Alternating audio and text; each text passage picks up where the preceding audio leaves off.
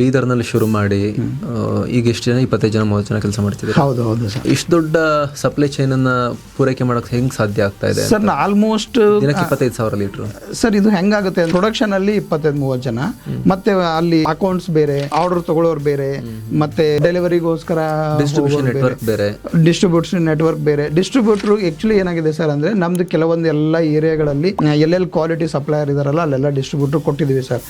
District ಒಬ್ರು distributor ಕೊಡ್ತೀವಿ, ತಾಲೂಕಕ್ಕೆ ಒಬ್ರು ಡೀಲರ್ ಕೊಡ್ತೀವಿ. ಈಗ ಒಂದ್ ಸ್ವಲ್ಪ ಹೊಸದೇನಂದ್ರೆ ಸ್ಟೇಟ್ಗೆ ಒಬ್ರು C&F ಅಂತ ಕೊಡ್ತಿದೀವಿ ಸರ್.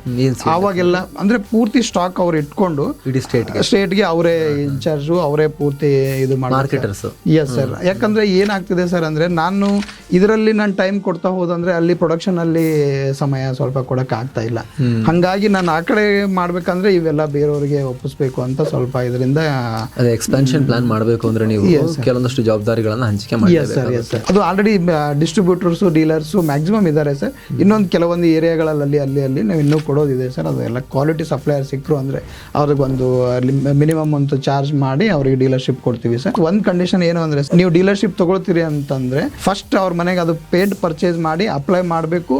ಅಪ್ಲೈ ಮಾಡಿದ್ಮೇಲೆ ಅವ್ರಿಗೆ ಗೊತ್ತಾಗುತ್ತೆ ಸರ್ ಈ ಪೇಂಟ್ ಏನು ಅಂತ. ಸುಮಾರು ಜನ ಕಸ್ಟಮರ್ಸೇ ನಮ್ಮ ಡೀಲರ್ ಡಿಸ್ಟ್ರಿಬ್ಯೂಟರ್ ಸರ್. ಇವತ್ತು ಫುಲ್ ವಿಡಿಯೋಗಾಗಿ ರಿಲೇಟೆಡ್ ಲಿಂಕ್ ಕ್ಲಿಕ್ ಮಾಡಿ.